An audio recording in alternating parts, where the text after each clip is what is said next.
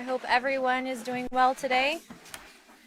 And we're continuing in our Peaceful Solutions certification course in our parenting manual. And tonight we're going to start lesson plan 6. Okay, and we're still continuing on this topic of self-control. This is a really important topic that we are covering. And the title of tonight's lesson is Effective Parents Teach Self-Control to Their Children. Okay, so we start off by having the purpose and objective. It says parents will learn that one of the most effective ways to start teaching self-control to their children is by first role modeling appropriate behavior and then implementing rules and guidelines in regards to proper conduct. Okay, so by first role modeling appropriate behavior. And you can reference the character unit, page 71. Character unit, page 71. This is in chapter 3, and the title is Mirror, Mirror. And it says, with so many negative influences in today's society, it can be challenging to obtain a positive character. This is where having someone who has a moral character to imitate really helps. Imitating others is something we all do, whether we admit it or not. We all have someone we look up to and admire. As babies, you imitated your parents in how to speak, when to smile, how to eat, and so forth. You developed habits that are now second nature to you. As you grew older, you became more aware of your environment and others around you. You began to notice things about them that you liked and admired. Someone who you admire and try to emulate is called a role model. A role model could be someone your age, an older sibling, other family members, friends, teachers, and parents, just to name a few. Okay? And as you're going over this, before you read out some role models, ask your students, what could be some role models for children?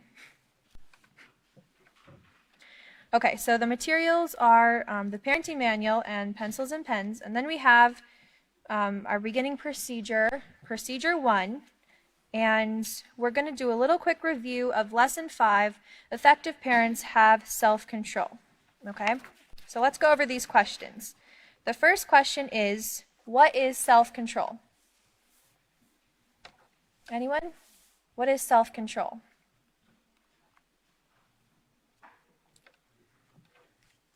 Okay, you can reference page 37. And let's go back over to page 37 real quick. And we can find the definition of self-control in paragraph 2. Self-control is controlling our own emotions, desires, and actions in order to arrive at a decision that is morally correct. Okay, so that's on page 37. Okay, question B. How do we apply self-control? How do we apply self-control?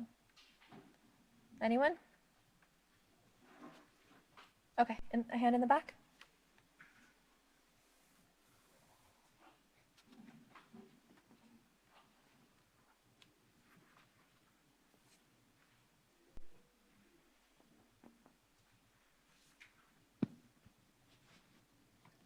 Right there on page 37, it talks about self-control is about controlling what you think because thoughts lead to feelings, controlling what you feel because feelings lead to actions, controlling how you behave because your actions reflect your character and can lead to rewards or consequences. Excellent, thank you. Okay, so you can write next to that question, page 37. Okay, right in that little box there that she read for us. And keeping in mind that it all starts with a thought. So we have to get our thoughts under control, because if not, then our emotions will get the best of us and it will cloud our ability to be able to think clearly when we are in a situation where we need to practice self-control. Okay, C. What are triggers? Does anyone remember where we were given the definition of triggers? Okay.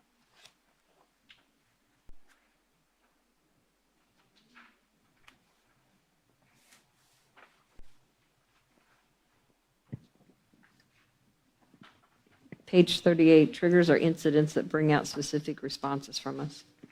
Excellent, thank you. Yes, on page 38. Okay, and D. Name some steps to developing self-control.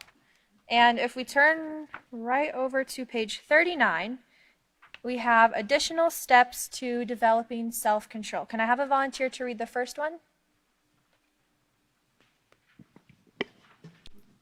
First, acknowledge that there are triggers in your life that you have a difficult time dealing with appropriately. These triggers could be taking instructions from someone in authority or dealing with a disobedient child. Whatever has the potential to cause you to lose self-control can be a trigger. Thank you. Okay, so first acknowledging that that we all have triggers. All right, would someone like to read number 2?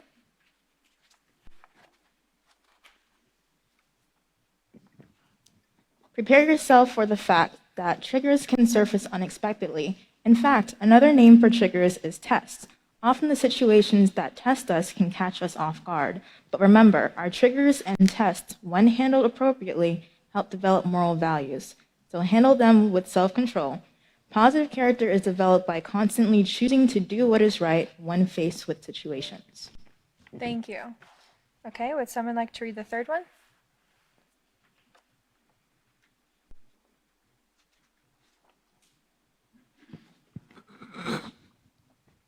Have a plan to handle your triggers appropriately when they arise.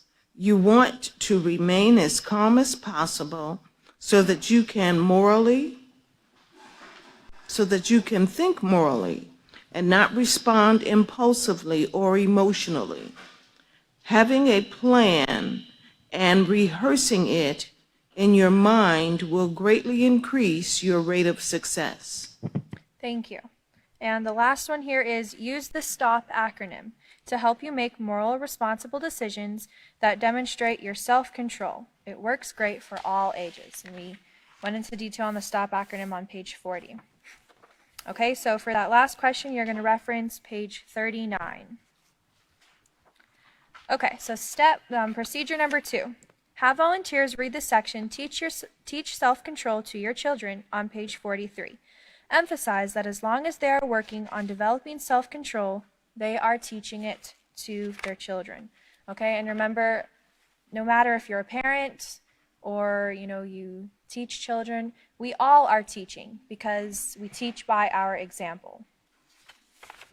So let's turn over to page 43. And the heading there is Teach Self-Control to Your Children. And right there you can write LP6A Procedure 2. This is the start of Procedure 2. You are probably thinking, I'm still working on developing self-control myself. How am I going to teach it to my children? Well, the great news is that as long as you are working on developing self-control, you are already teaching it to your children. All right? It's a work in progress. And as teachers, we want to let these parents know that we're still developing self-control as well. Everyone makes mistakes at times, okay? So no one is perfect, but it's the effort that counts. When it comes to parenting, your example counts for more than you realize, and our actions speak louder than our words. Most children pay attention to the things that we do more than the things that we tell them. So if we tell them to do something and then they see us doing something else, what we told them not to do, then that's what they're going to follow because they saw us do it. Just as self-control is applicable in all areas of your life, the same is true in your child's life as well. Children need self-control to manage emotions such as anger, frustration, and disappointment. But they also need self-control to learn how to follow instructions, to accept no, and to sit quietly during meal times and special events. So we shouldn't expect that our children will just know how to do these things. They must be taught to them. Parents who teach their children, regardless of how young, the proper way to behave will foster better relationships with their children and have fewer disagreements and conflicts. All right, so let's go back to the lesson plan. turn the page over to LP6A Procedure 3. It says select key points from the section "It's never too early or too late to start" on page 43 to 44 to expound upon. Have group brainstorm possible rules and guidelines they could begin implementing in their homes. Okay, so this is something you can have these parents do. Have them brainstorm. What are some rules that they would like to see their children practice in their own homes? All right, let's turn back over to page 43. It's never too early or too late to start. Whether you have a child who is an infant, 6 years old, or 16 years old, one of the most effective ways to start teaching children self-control is by first role modeling appropriate behavior and then implementing rules and guidelines in regards to proper conduct. Okay, so first we have to be practicing it ourselves. And if we expect our children to behave in a certain way, we want to make sure that we make it very clear to them what that certain way is. There should be no question in their mind. So you have rules, and you make sure that the child understands those rules and knows why those rules are important and that they are meant to be followed. And then you explain to them that when they don't follow those rules, there are consequences that come from that. And something that we've been learning here in the Peaceful Solution Character Education Program is that there's a different approach to discipline, okay, than just correction right away. It's instruction, guidance, and really taking the time to teach the child. So a child must be taught first, and like we've covered before, spanking should be a last resort. It is up to you to know what behaviors you want from your child, to verbalize the rules that govern those specific behaviors, and to consistently guide, discipline, and instruct your child through repetition. So there's that consistency again. You have to do it over and over and over again. The next part here says, should I start teaching my baby self-control? What do you think the answer to that is? Yes, of course. It says, yes, you should. One of the most common mistakes we make as parents is thinking that infants are incapable of learning. Remember, there have been numerous studies and experiments done that prove infants can learn while still in the womb. And I want to turn back over here to page 2.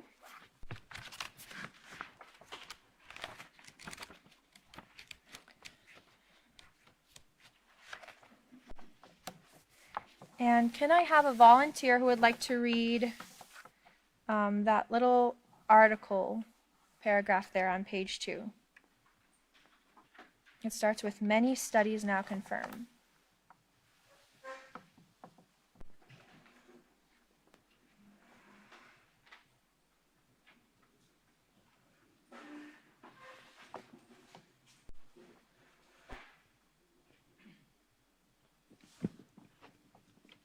Many studies now confirm that voices reach the womb rather than being overwhelmed by the background noise created by the mother and placenta. Intonation patterns of pitch, stress, and rhythm, as well as music, reach the fetus without significant distortion. A mother's voice is particularly powerful because it is transmitted to the womb through her own body, reaching the fetus in a stronger form than outside sounds. www.birthpsychology.com. Thank you. Okay, so there's proof right there that children can learn even when they're in the womb. They're able to hear, and unborn children are very aware of what is going on. So as parents, the reactions that they have will affect this child. So, it's important to be very mindful of how we respond. It says a perfect example of this is how a child learns to speak a language. By hearing speech, the infant learns to talk. The process of a child learning how to speak begins in the womb and continues after birth. A toddler does not suddenly wake up one morning with the ability to speak. He or she has been learning all along. Okay, so children watch, they learn, They mimic what they see and hear, and they imitate those behaviors. On page 44, it says, in the same manner, by controlling your behavior and tone of voice, by verbalizing rules of proper conduct, and by carefully modeling the correct way to behave from the onset of birth, you will begin the process of training your infant to develop self-control. So our example, remember, our example teaches a child how to have self-control more than anything. All right, back to the lesson plan. And we are moving along to procedure 4. It says, review the damage of negative influences on our children. Emphasize that one of the greatest sources of negative influences comes from the television. Have students read and discuss the section entitled Simple Steps to Developing Self-Control on pages 44 to 45. Okay, and I want everyone to be thinking, what are some other negative influences besides the television? Get these parents to think about that, because yes, the television can be one negative influence, but you also have songs, you have the internet, you have movies, video games, phones, you have all of these different things. And even now, children in elementary school have phones. Okay, so it really shows how, some parents don't put much thought into how these things are really influencing their children, and they wonder, why is my child making this choice? Why are they saying these things, or where did they get these things from? But they're learned behaviors. They learned it. They were influenced somewhere. Okay, turning over to page 44, and you can write LP6A Procedure 4 right where it says, Simple Steps to Developing Self-Control. And the first one says, speak in a calm tone of voice when speaking to your child, no matter how old he is. Okay, it's so important, because we can't teach self-control when we ourselves are out of control. It just doesn't work like that. It's like saying one thing and doing a complete opposite in front of your child. You're going to confuse that child. So take a moment and make sure that you are in complete control of yourself, your actions, your thoughts, your feelings, before you deal with that child. And remember the STOP acronym, the RESPOND acronym that we covered in the self-control unit on page 107. We need to know our triggers and set our minds in advance so we deal with these situations appropriately. The second one here says, guard the environment of your child. Remember, the environment encompasses everything that externally affects the child. The physical surroundings, as well as the people in them, are all part of your child's environment. People who are violent, aggressive, and vulgar are negative role models, and your child will just as likely to learn from them as you are. You would not allow rapists, murderers, thieves, drug dealers, prostitutes, child molesters, or any other criminal or deviant person in your home. So why would you allow them on television? When children watch these things, remember what we learned in the self-control unit on page 123, they become desensitized. And I'm going to read a little part here. In the self-control unit, page 123, this is in chapter 5, it says, not as harmless as you may think. Witnessing repeated acts of violence leads to what is known as desensitization. In other words, seeing people get hurt in the movies and video games lessens one's ability to care about people when they get hurt in real life. In fact, desensitization makes it more likely that people will respond with verbal and physical aggression when angered. Violence then becomes an accepted way to deal with situations that are frustrating or upsetting. Instead of using self-control to consider appropriate ways to handle a disagreement, people who are accustomed to watching violence on television are more likely to be physically and verbally aggressive. They develop the mentality that violence is a normal and acceptable part of life, and they see nothing wrong with pushing, hitting, and yelling in order to get their way. Now, when we leave our homes and we take our children with us, it's not always possible to guard them from what they see because there is violence everywhere in our society today. That's how it is. But if we have taught them that, violence is not the right way to handle a situation, then you've done what you can as parents. But like it says here, you have the power and the choice to keep all of these negative influences outside of your home. Okay, you have that power and the choice. So it's not just the people that you bring into your home, but, all the other influences that they are seeing as well. And can I have my first slide?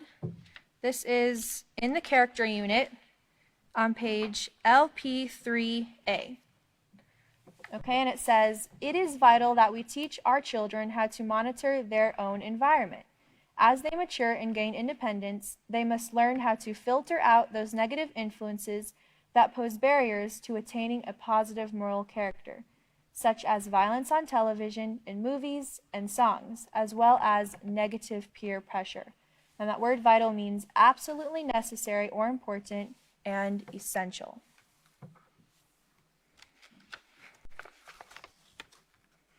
Okay, point number 3. Don't use the television as a babysitter or companion. Often busy moms allow their children to indiscriminately watch television. This is one of the most damaging things a parent can do. Remember, the content of many popular television shows is sexual, violent, and aggressive. In fact, violence has become popular and commonplace. Is this what you want your child or your children to learn? If the answer is no, then do not allow the television to become your child's babysitter or companion. And this is another thing that's very, very common today. Parents think, oh, well, it's just going to keep my child occupied while I'm working. Okay, and that may be true. It may keep the child occupied, but what they don't realize is all those different things that that child is taking into their mind and how it's going to affect that child throughout their life. The next point here says, do not allow your child to play violent video games or listen to violent sexually orientated music. This type of entertainment has blatant as well as subliminal messages that can negatively influence your child. Can I have my second slide? This is the self-control unit, lesson plan 5 on page A. And it's the note to the teacher. It says, it seems that all the best efforts to guide our children in the right direction can be undone by just one bad movie, video game, or song. That's all it takes, just one. Continuing, it says, read narratives, recite poems, and sing songs about moral values daily to your children. Okay, and this is another way that as parents you can bond with your children. And not only that, but when you do things like this with your children, it helps them to feel special and you're taking the time for them. So it shows that you care about them. The Peaceful Solution Character Education Program has narratives, poems, and songs available for you. And make sure that you make that clear to these parents that there are many, CDs that they can get with these different songs and poems on them for their children to listen to. Okay, the next point is consider how many traditional nursery rhymes we sing and recite to our children as we bounce them on our knee, bathe, and feed them. Are we teaching anything of value to our children by singing these rhymes and songs or listening to music that is demoralizing? The answer is no. Aside from being entertaining, they teach nothing of moral value. Why not recite poems and sing songs that will help your child become familiar with positive character traits, such as self-control, respect, and honesty? So, teaching children through song is a really great way to get them to learn things because songs, they stick in our head, even, as adults. You hear a song and it gets stuck in your head. So we should use that in the best way possible to make sure that what they are listening to is going to benefit them. And then here we have an example. It says, consider the following. Okay, so here's a little poem. The polite way. As we sing and work today, we need to ask the polite way. May I, please, thank you too. This shows love to me and you. So these educational songs help to reinforce the rules and guidelines that we have or that we are going to set in our homes as well.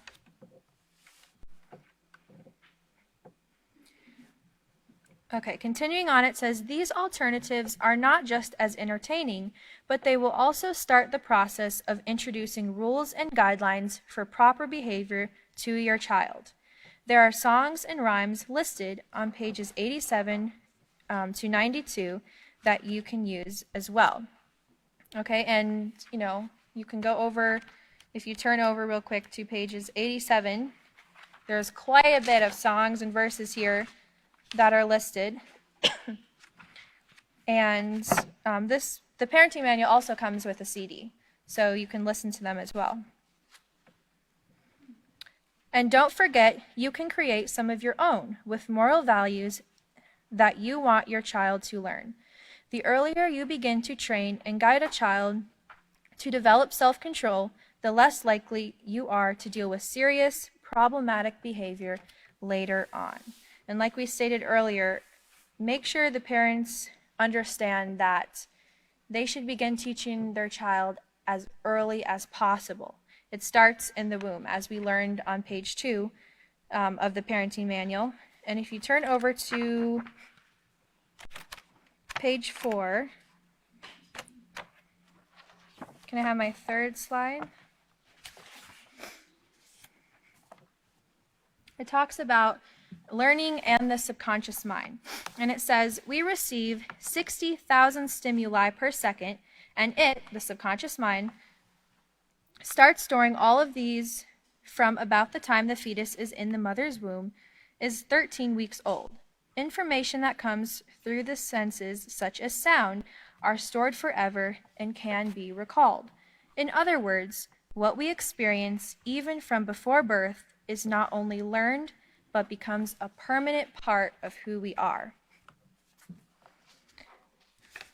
And just a quick comment, as you're teaching this to these parents, you might have someone who is pro-choice and who doesn't believe that life begins until after the child is born. So in that situation, as a teacher, you do not want to argue with them. You just want to, simply tell them that the peaceful solution teaches that a moral choice does not cause hurt or harm. Okay, and then you would move on from that topic. You don't want to stay on that topic for long. So just, letting them know that we don't cause hurt or harm to others. Okay, so this wraps up the end of procedure 4. So now let's turn back to the lesson plan.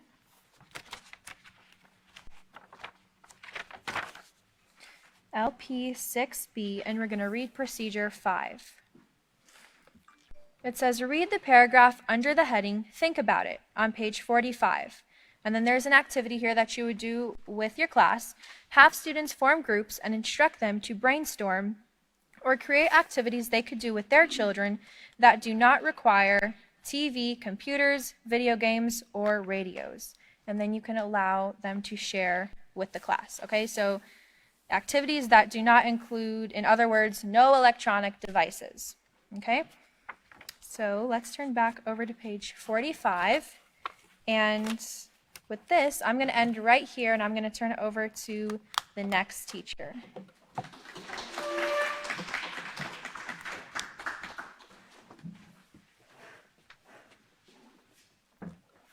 Thank you, Sarah.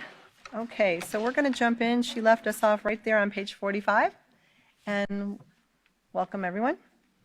And we're going to go under the heading, think about it. Think about it there. And we're going to put LP6B, procedure number 5 there at that little section.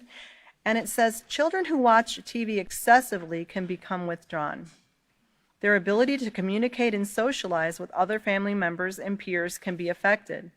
And have you ever seen where that takes place in a family where they just sit in front of a television and they're almost like in a daze? Show of hands if you've ever seen that. Oh yeah, see, a lot. When you highlight this, because when you're teaching these parents, this is vital. When you interact with your child, you become part of your child's life. Now, we had this child, and we should desire to be part of this child's life. True or false? Right. And so often now, in today's day and time, the parents are completely void of any knowledge of what's going on in their children's lives. We need to be a part of our children's lives, and that's what we've got to really rehearse with these parents. These are our students, the parents. Because a child left unattended is going to find something to do, right? So you become part of your child's life. Share conversations and learn about life together. It takes planning ahead to accomplish this. Schedule time together to do something that both of you, or even the whole family enjoys. You know, there's things you can do that do not require computers or cell phones or television or videos. Do you all remember what a puzzle is? Anybody remember their little cardboard things and they had shapes? And I remember when I was young, we would have, the whole table would be cleared and we would all take part of putting together this puzzle. And our parents wouldn't tell us what the picture was. We had to put the puzzle together, and then they would show us the front of the box and they'd say, well, I think you did it, right? So today, I don't even know if some children know what a puzzle is. Because if it's not on the phone, if you can't hold it in your hand and move it around with your finger, they're like, what is that? It's a foreign thing we used to actually put in our hands, something besides the telephone, right? So we want to schedule time together, but remember, time with your child is precious and limited. I have to just tell you, I only had one child. And he's 38 years old now. So he's a grown man. And I can tell you how quick they grow up. And that's what you have to really get in the minds of your students who are the parents. They grow up so fast, and then you say, I would that I could go back. How many of you are parents in the auditorium tonight, besides me? Okay. How many of you would that you had more time to go back and just really fill in those gaps or spend the time that you didn't get to spend with your children? I know me, I'm telling you, I think about that all the time. Because they grow, they're up, they're grown, they're gone, they're married, they're out of the house. And then you're like, hey, you want to come over and spend time with me? And they're like, no. They've got their own life. They're grown. The time to connect with them is when they're young and while they're young, and then they're going to want to stay connected with you for their whole existence, their whole life, right? Make it a priority in your life and use it wisely. When there's more than one child in a family, schedule time with each child individually, right? If there's one child that enjoys doing something particular, you spend time with that child doing that particular thing. You can keep the other children busy doing something else. So these are some tips that you'd want to give your parents, right? So that there can be that one-on-one interaction. And for younger children, you see the word bedtime. Well, not all children are little babies, but bedtime for younger children is a great time for this. You can listen to or reflect on all the events of the day and offer your guidance and encouragement as needed. Some parents never even know that their children are being bullied at school. You know that? Because the children and the parents just don't take that time to connect and converse, and that is very sad. So they need that guidance and encouragement. It makes for a secure, peaceful night of rest. Actually, it makes for a secure, peaceful life for the child. So it's not just for that night, it's the life of the child. Okay, so now we're going to go back to the lesson plan there, and we're going to read Procedure 6. We've made it to Procedure 6. It says, examine the first two paragraphs and the steps under the heading, The Importance of Rules in Developing Self-Control on page 45. Stress that consistency is the key to training. Once the rule has been established, do not allow it to be broken. And you really have to stress that to the parents because, how many of you have ever seen a mom that is just a pushover? A lot of hands are flying up. Yes, I know a mom like that. Have you ever been that mom? You set a rule and then you give in, oh, Mom, just today. Can we just not today? Can we get? And okay, just for today. Well, what have you just taught the child? Well, on occasion, if you nag me enough, the rule can be broken or it can be changed. So we have to remember, and that's why we're going to get into, it's important to really think about the rule before you establish it. Because if it's something that you want to bend up a little bit, then don't establish that strict of a rule, right? And there's a reason for that. So it says, stress that consistency is the key. Do not allow it to be broken. Enforcing the rule one day, but not the next day, will only cause confusion in the child's mind, right? So let's jump over to page 45. And we're going to read the bottom there where it says the importance of rules in developing self-control.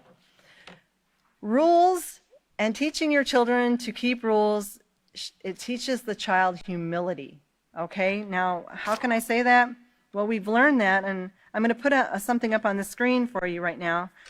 As you write LP 6, Procedure 6, right there on under this heading. But I'm going to put something on the screen here for you because see that word humble? It says a humble person will not argue or dispute nor disobey set rules. And we learn that in the character unit on page 14, the acceptance unit on page 156, the self-control on page 225, and the respect unit on page 205, and the responsibility unit on page 160. So the Peaceful Solution really wanted us to learn that, right? So a humble person is not going to try to disobey the rules. So it says here, as your child matures, constantly evaluate his or her behavior and determine which rules and guidelines will help to develop. You're developing a human being when you're a parent. Do you realize that? You are a developer. Parents, so that's what you're teaching your parents. Remember, they're your students. You are a developer. You have the opportunity to mold and develop this little person into a bigger person that is going to be a productive, awesome member of society one day, right? Or not. But it's in our hands. It says, determine which rules and guidelines will help to develop proper conduct and social skills. The process of evaluating your child's behavior takes into consideration developing rules and consistently implementing them. And remember, on page 82 of this book, we haven't gotten there yet, but you can just make a note there. Page 82, it's headed, the heading there is Be Consistent, and it's going to tie in really well with these rules here that we're learning. So it says, this is an important part of your child acquiring self-control. Now, you might think, well, what's the big deal about teaching my child rules? And, I've even heard some parents say, rules, they're kind of like, I don't know if they're like new age kind of people where, we're just free spirits and we need rules. And why do we need rules? You're going to tell your parents, who are your students, you're going to say, if they don't learn the importance of rules in your home, they're not always going to be in your home, are they? They're going to go to school. Does a school have rules? Okay, so they're going to run into some problems if you haven't taught them the importance of keeping rules and you haven't taught them to be humble by not arguing against the rules, right? Now, we get out of school and we get a job. Now, certainly jobs don't have rules. You can come in whenever you want to, and you pretty much, do whatever you want at work, right? No, there are rules there too. So do you see that if you don't want danger or your child to get fired when he gets older or get kicked out of school, now, what about a car that has some lights on the top that go round and round with a siren.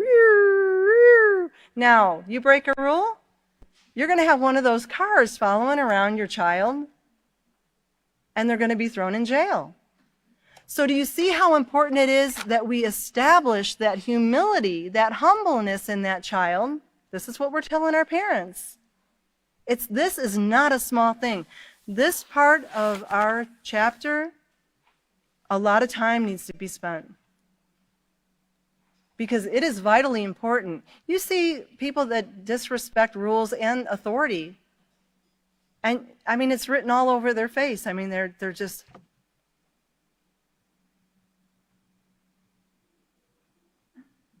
right?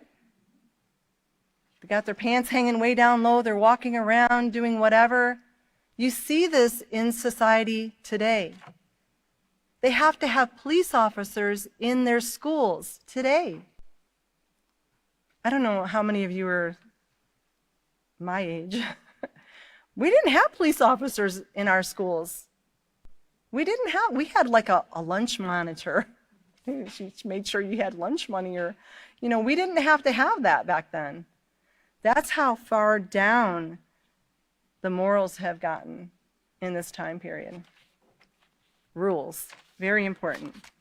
Okay, so I have another slide here, and it's the respect unit, page 62, and it says rules are given to help things run smoothly and keep people safe. That's really all that I want to get out of that slide there. And in the elementary unit, remember we learned, back kindergarten, first grade, rules keep us safe, right? So very important. Let's flip over to the next page there. And it says, for example, you notice your child leaves her belongings. Now this is for a younger, well, I don't know, maybe some teen.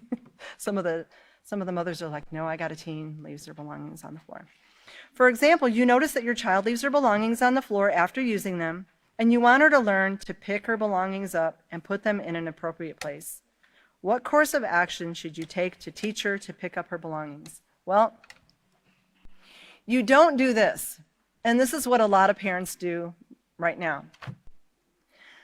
How many times have I told you not to leave your stuff on the floor? Well, a screaming parent that stumbles on a situation that they don't like, when they haven't established a rule and told the child where they want the stuff to be put, and told them that they want it to be put up every time that they use the item, you haven't given any clear instruction. So to come and scream at them when you see a mess on the floor, when you haven't dealt with the situation as a parent, remember, this is what we're teaching our students who are the parents. Children don't read minds. Adults don't read minds. So if we want our children to learn how to do something, we have to teach them and establish that set rule and tell them what we want them to do. We want to tell them, and we want to model that behavior, right? If a mom is not going to get onto the child for not putting her belongings away, but she doesn't clean her own house, we've got a situation there, right? They watch what we do. They watch what we do. So we've got some steps here. First, the rule. The first step is to decide on an appropriate rule. Pick up your belongings and put them away after you've finished using them. And I would even add, every time you use them, right? Because I've seen some say, well, I was going to use it again in a couple hours, right? Or I'm going to use it again tomorrow. Why didn't you make your bed? My son pulled this on me one time. Why didn't you make your bed? I'm going to sleep on it again tonight. Right. But I bet if they went and got a dirty dish out of the cupboard, well, but you're going to eat on it again tonight, right? What's the big deal? Why do I have to wash the dish? No, there's reasons for rules. There's reasons that we do things, right? So the second step is to patiently explain why you want her to keep the rule. Like somebody could trip over it, they could get hurt, something could get broken. It's nice to tell them why. Why am I telling you to put your things away? It's not because I'm OCD and I just like everything. I might be OCD, but it's not because I want everything in its place. it's because there's a reason. Somebody could actually get hurt. The next thing is, the third step is to patiently and consistently remind her of the rule. You don't make a rule and then tell them why you're doing it, and then the first time you see that it's not done, you go off like a banshee. Right? No, that's not appropriate. You're patiently and consistently reminding of the rule.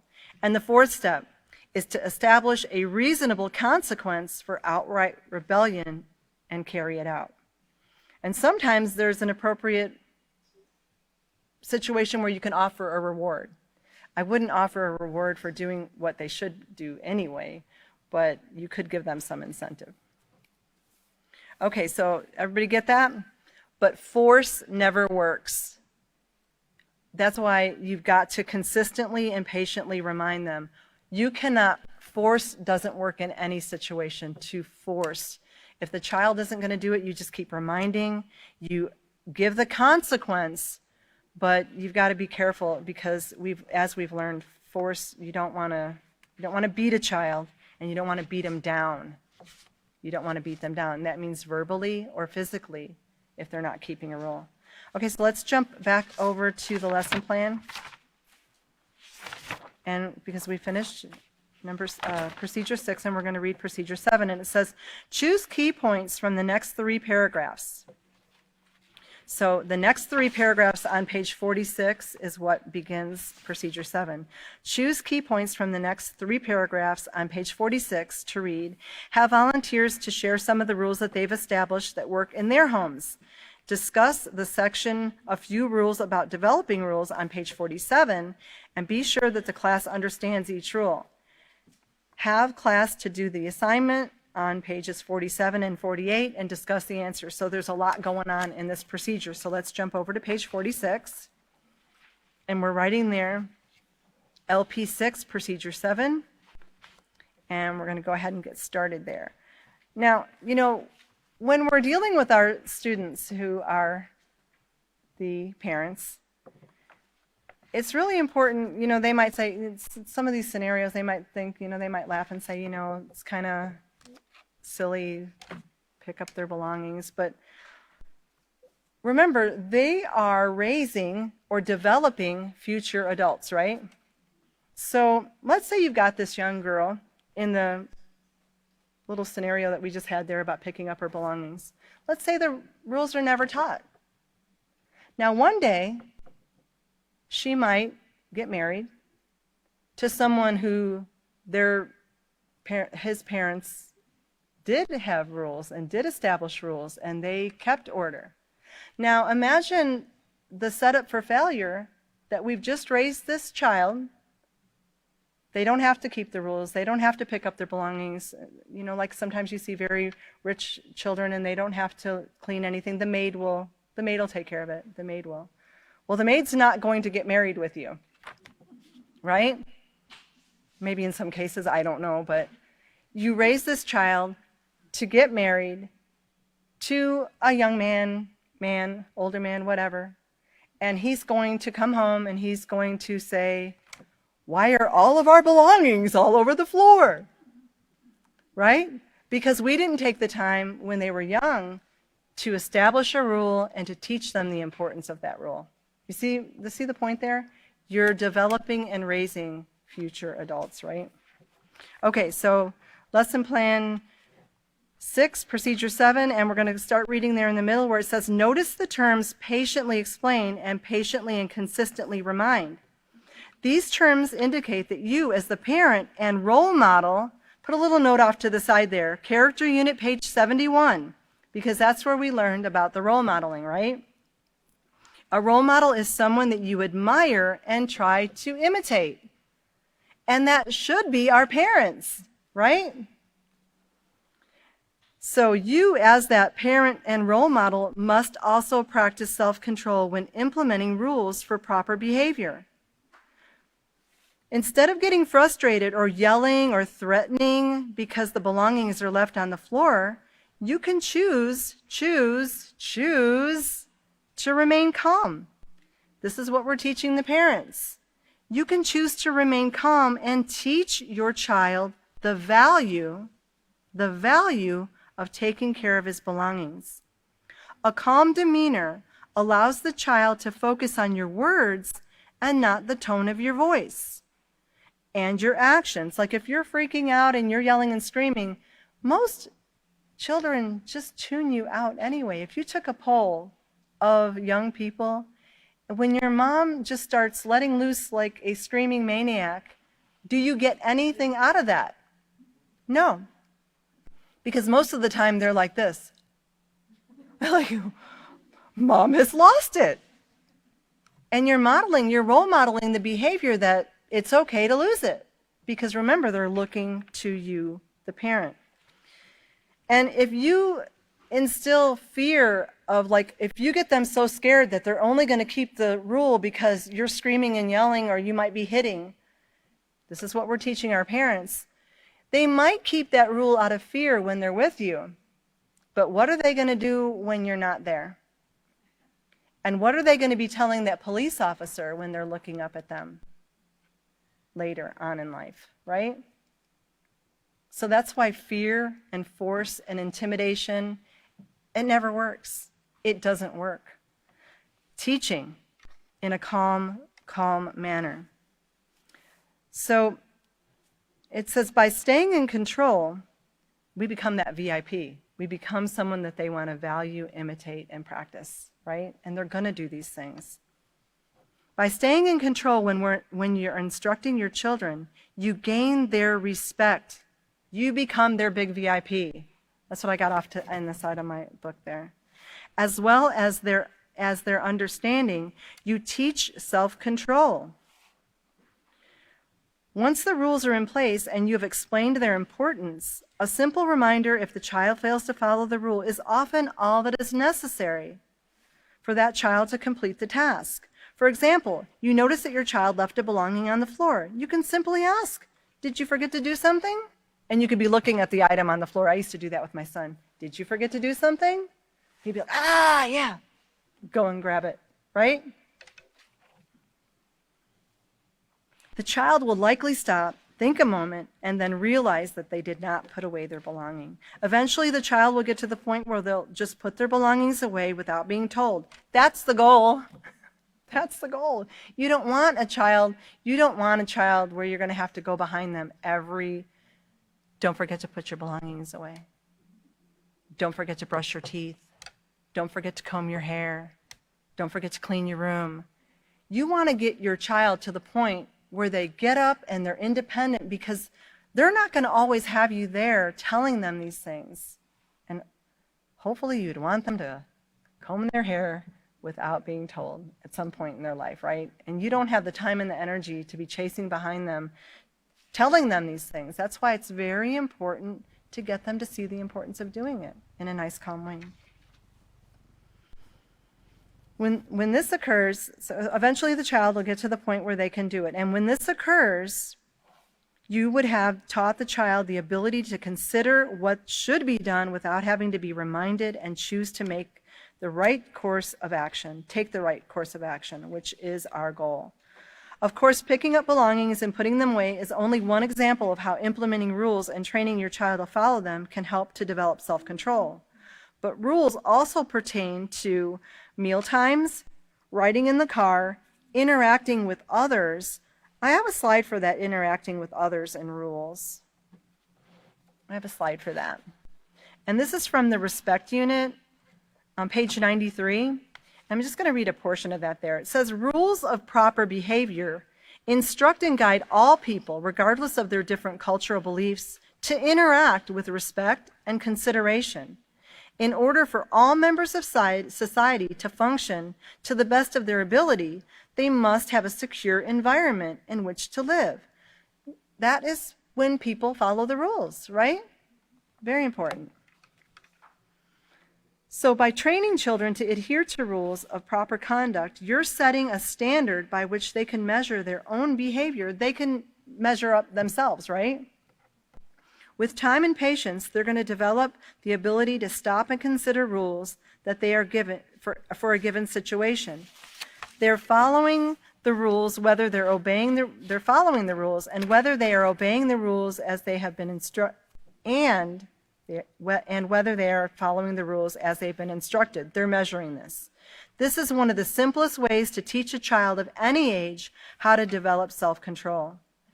You know, we have to, we could spend all night on the rules. It's vital. If we follow the pattern set by the Peaceful Solution Parenting Program, we can have success in teaching our children self-control. Now we're going to quickly go over a few rules about developing rules. There's rules to make rules? So really?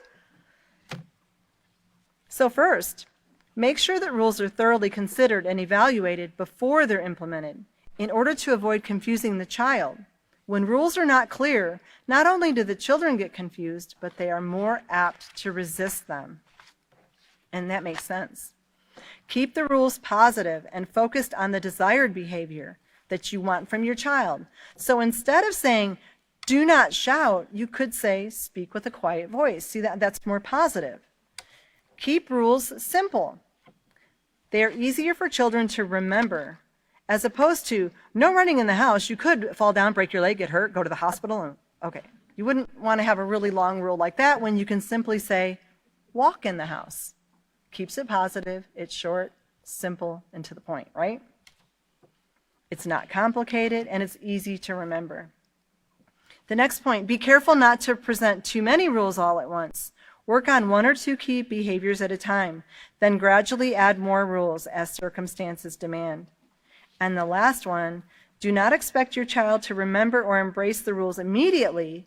Constant reminders and consistency on the part of the parents is absolutely necessary. How many of us got a rule and remember a rule? I mean, we're adults here. The very first time we heard it. No hands are up, except my sister's. But she remembers everything. So do you see that? If we can't remember a rule the first time given, there is absolutely no way that we can put that expectation that a child, even whether they're a teen or a young child, they're not going to be able to grasp it right away. And that's where our patience. So you see, when we're going over these rules and being very patient and consistent, do you see the character traits it's developing in us? Parents, remember we're teaching the parents? That's why it's so important. So then we have here on the bottom, it says assignment. Use the lines below to list the areas in which you would like your children to develop self-control. Trust me, they're probably going to need more than 4 lines. So you're going to have them put down some of the things that they want their child to some ways that they want them to practice self-control. And then on the next page here, we're going to make rules. So it says, what rules can you implement to help your child reach the desired behavior? So for each thing that they put, each line that they put, we're going to, as a class with our parents, we're going to come up with rules that will positively get that behavior across, right? And we want to guide them to make sure that they're simple. All the steps that we covered, remember the rules for rules, okay? And then the next part here, it says, what are your reasons for implementing the rules? So we would want to go over this with the parents. Why are you implementing them? Because remember, they have to have that rationale because their children are going to want to know, why this rule in the house, Ma? Right? So that's what we're going to do there. So we got up all the way through Procedure 7, and next class, next week, a week from now, we're going to start up in Procedure 8 because I just got told we are out of time. So I do appreciate everybody coming tonight, and we'll meet up here next week, and we're going to start off in Procedure 8, okay? So keep the rules.